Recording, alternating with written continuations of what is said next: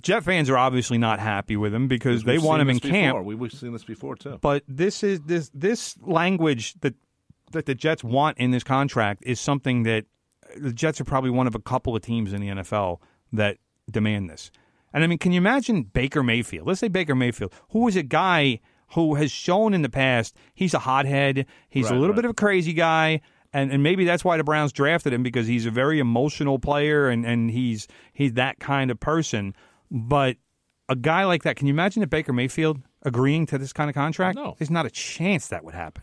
No. So Sam Darnold, who by all accounts has been a model citizen throughout his college career and has never run afoul of the law or has never had any kind of issues as far as behavior or attitude. Why are you demanding this clause be in the contract? It doesn't make any sense. I agree. And if I'm the Jets, you know what? After what happened, with the last quarterback who held out, you know what? Fitzpatrick, you mean? Yeah, Fitzpatrick. I couldn't remember his name for a second. You know what? That's why I'm here, brother. Let's just do this. But that's my point. Right, the Jets are being silly. Hey, they're being silly because this is the time where players develop and grow. Is training camp. And they get to finally get reps in every day with their new teammates, and they get to know guys. And this is how you get to develop chemistry with your teammates. And the Jets, I mean, the money is agreed on. Right. And this is the hard part, is that they've gotten the money agreed on.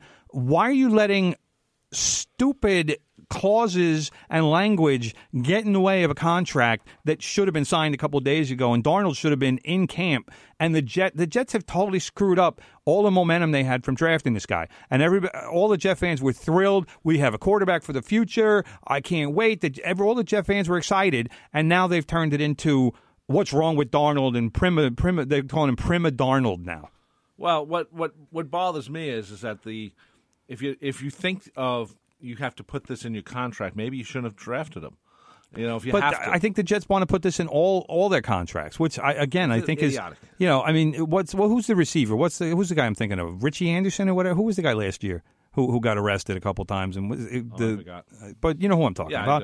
That guy. I can see language like that being in his contract if he's going to keep getting arrested. Well, if he's going to get arrested, then maybe that's a little different. But that's my point. But Darnold is not that kind of guy. Like I said, he's never been that kind of guy. I know Woody Johnson is not involved with this. He's not running the team technically right now.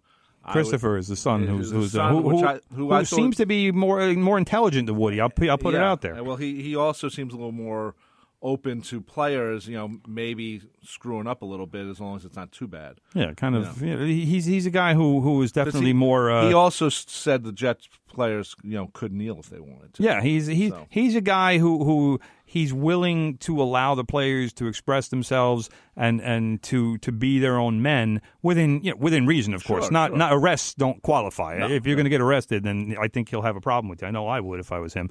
But the rest of the stuff that he's been saying, I think so far he's been a good guy, a good addition if an owner can be an addition. But I think he's a guy who I would like to have in charge of the team. So I don't know, again, why the Jets would be so or would want to basically eradicate the momentum and the goodwill that they were able to build by drafting Sam Darnold.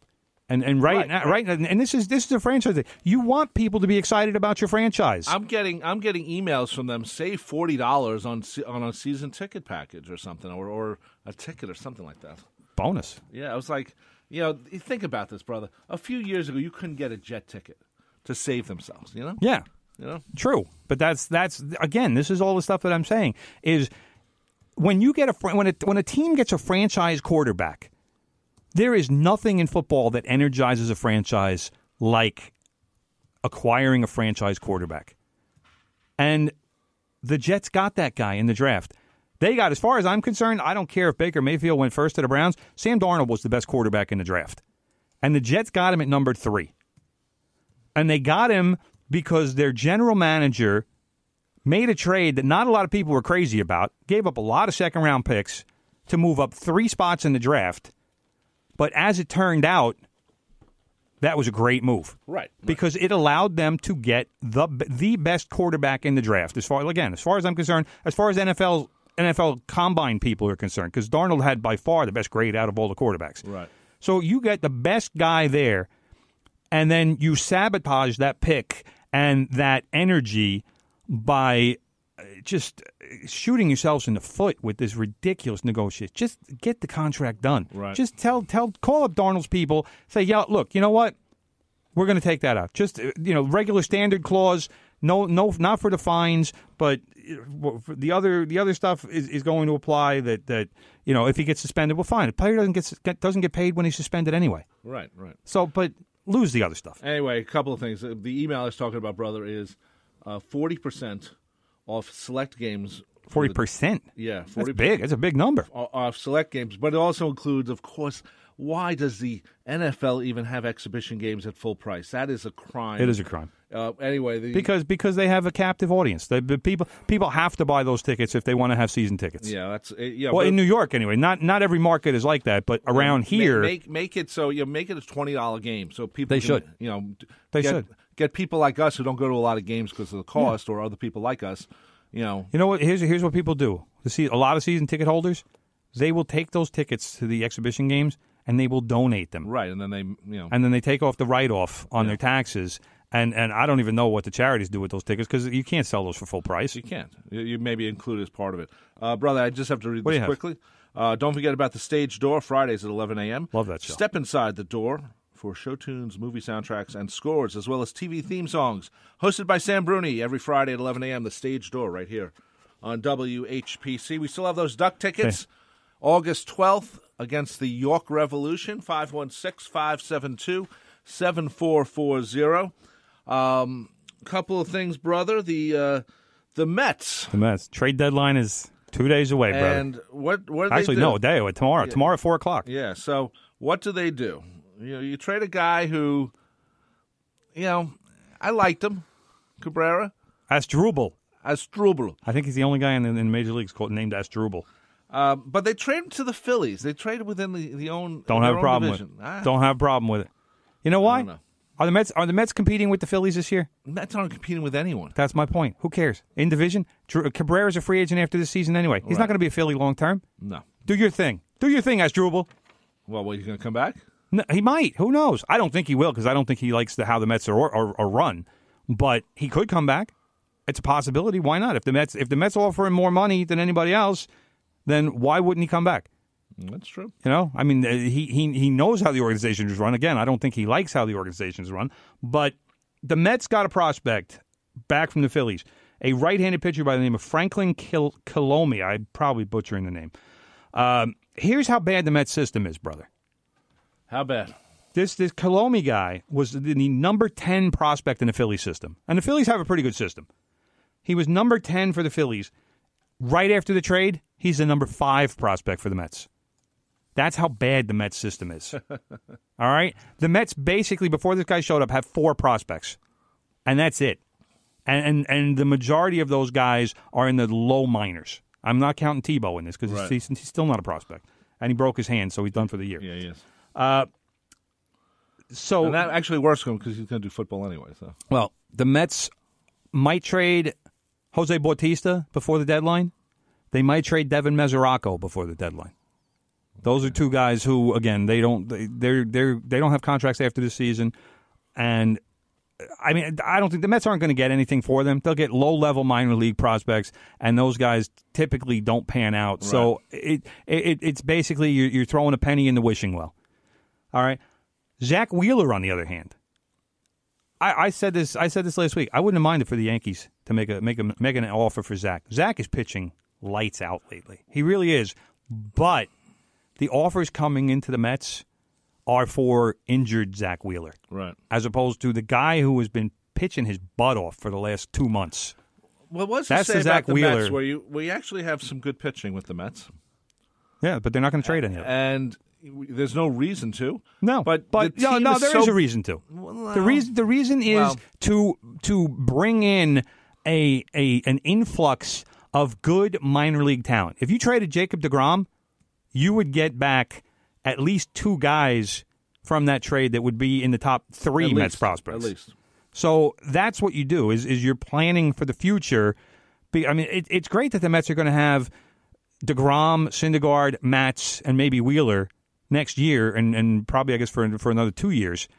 But if the team around them is garbage, right, then what's the point in having good pitchers? Because pitchers, as we've seen in the last couple of years, pitchers get hurt. Oh, yeah. And they wind up spending time on the DL, and you're going to have issues around that. I don't know why the Mets are so gung-ho about keeping Steven Matz. I mean, he's controllable, yes, but he certainly hasn't been an effective starter for the Mets. No, but I think they just it's. I think they're hoping for him to develop like Zach Wheeler all of a sudden has broken through. This is the Zach Wheeler that the Mets traded for when they sent Carlos Beltran to the Giants 6 years ago. I think he's finally here. They keep Matz around because he's young like and controllable. That's why young and controllable. He's cheap. Yeah. He's still a Met for another couple of years without them having to give him any kind of big money, and they're hoping he can turn into the player that they think he will be. A lot of talent evaluators around Major League Baseball love Steven Matz. We have 2 minutes, brother. What else you want to talk about? Giants are talking to Odell Beckham about a new contract. Well, that's I would love to see the contract language in that deal.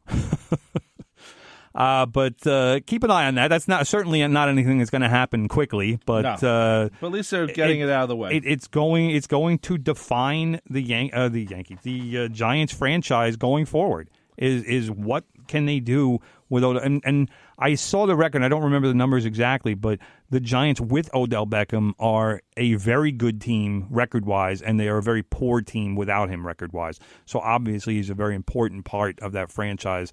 We'll see. I mean, I'm kind of I really don't know what the offer is going to be because Odell Beckham Jr. is going to need at least $15 million a year. And he's probably worth it. Is he worth it? He is. I think he is. I mean, because if you let that guy go, what do you have for a receiver? Sterling Shepard's now your best receiver. No, is that true? Who's not a bad receiver, but he's not a number one. And you need a number one. Yeah, you need a number one. Also, just to get a little soccer in here, brother. Your man, my man, Bradley Wright Phillips, scored his 100th goal, 100th MLS goal the other day against... I don't even know who scored against. Anyway, got his 100th goal, scored in the second minute of the game, and here's the cool thing. Bradley Wright Phillips wears number 99 on a regular basis. So here he is sitting on 99 goals. Scores a goal second minute of the game, and so what does he do? Peels his uniform shirt on, and to show he was wearing red shirt, he has a white shirt, Red Bull shirt, with Wright Phillips 100 on the back. Awesome touch. I love that.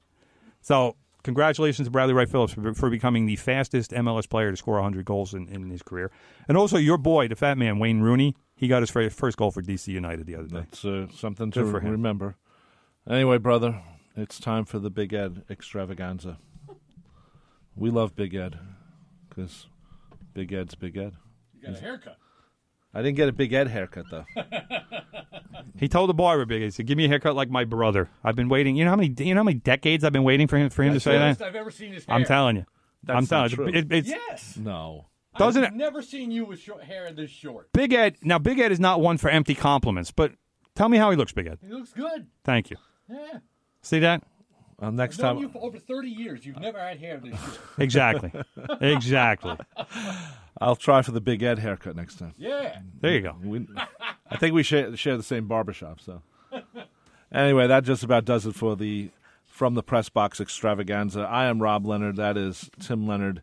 Tim, you're at Twitter at what? At Real Tim Leonard. Check out nccradio.org. Stay tuned to Big Ed and the Good Gold Show right here on WHPC. We'll see you next Monday at 9 a.m. talking more sports. I'll see you Friday with Beatles songs.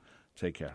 The views expressed on air are not necessarily those of WHPC, its management, or Nassau Community College. Responsible opposing viewpoints will be considered by emailing them to whpc@ncc.edu or by mail at WHPC 1 Education Drive, Garden City, New York 11530. Thanks for listening to the voice of Nassau Community College, 90.3 WHPC.